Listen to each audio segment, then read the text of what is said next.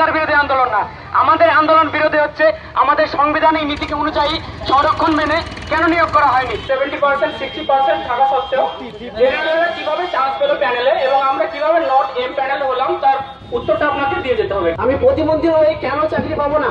আমি কি এইভাবে বাদ দেওয়া হবে কেন শুধু ওবিসির জন্য? এসসি এসটি ওবিসিদের সংরক্ষণ মানে হলো না কেন পরিষদ তুমি জবাব দাও। সংরক্ষণ নীতি মানে হলো না কেন পরিষদের কাছে জবাব চাই, জবাব দাও।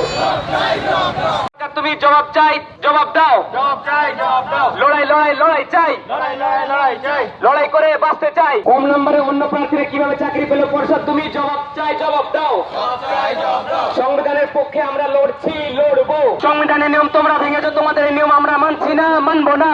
এসসি এসটি ওবিসিদের সংরক্ষণে রেখে জেনারেলের সঙ্গে মেধা তালিকায় কেন লড়তে দেওয়া না সরকার? তুমি জবাব চাই, জবাব দাও। এসসি এসটি ওবিসিদের মেধা তালিকায় জেনারেলে লড়তে দেওয়া হলো না কেন পরিষদ তুমি জবাব চাই, জবাব দাও। সংরক্ষণের নামে শিক্ষক পড়াশোনা বিলম্বে বন্ধ করতে হবে। আমরা কেন বঞ্চিত হব? সংরক্ষণ ভবিষ্যতে যাতে এরকম দুর্নীতিগ্রস্ত প্যানেল না হয়, কারণ এটা তো সবাই শুরু আমাদের সিস্টেমে। এলিমেন্টারি এডুকেশন ব্রাঞ্চ থেকে যে সমস্ত যে রুলসটা তৈরি করেছে তাদের পরিষ্কার ভাষায় লেখা আছে যারা রিজার্ভেশন ক্যাটাগরির ছাত্রছাত্রী তারা ক্যান্ডিডেট তারা সর্বপ্রথমে কম্বাইন্ড একটা লিস্ট বানানো হয়। সেই লিস্টে তারা যদি মেধা তালিকায় জেনারেল হিসাবে চান্স পেয়ে যায় তারা তার পরবর্তীতে তাদের নির্দিষ্ট সংরক্ষিত আসনে তারা সিট পাবে।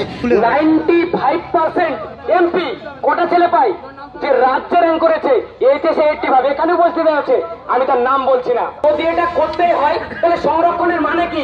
সংরক্ষণ মানে কি শুধু ইতিহাসের পাতায় লেখা থাকে?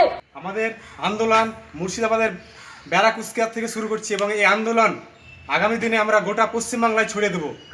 আরও দেখা যাচ্ছে যে সরকার এই নিয়োগ প্রক্রিয়ায় জেনারেলদের কম নাম্বার থাকা সত্ত্বেও তাদেরকে নিয়োগ সম্পন্ন করেছে। তাদের কেন ডেপুটেশন দিতে এসেছি একটাই কারণ হলো রিজার্ভেশন রুলসকে ভায়োলেট করেছে পশ্চিমবঙ্গ প্রাথমিক শিক্ষা সংসদ।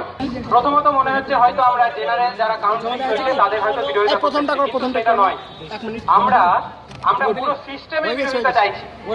তার কারণ যে সিস্টেমে জেনারেলরা চাকরি পাচ্ছে বা কাউন্সিলিং চলছে সেই এখানে যে শান্তিপূর্ণভাবে পদযাত্রা করতে পেরেছি তার জন্য সকলকে বিশেষ ধন্যবাদ।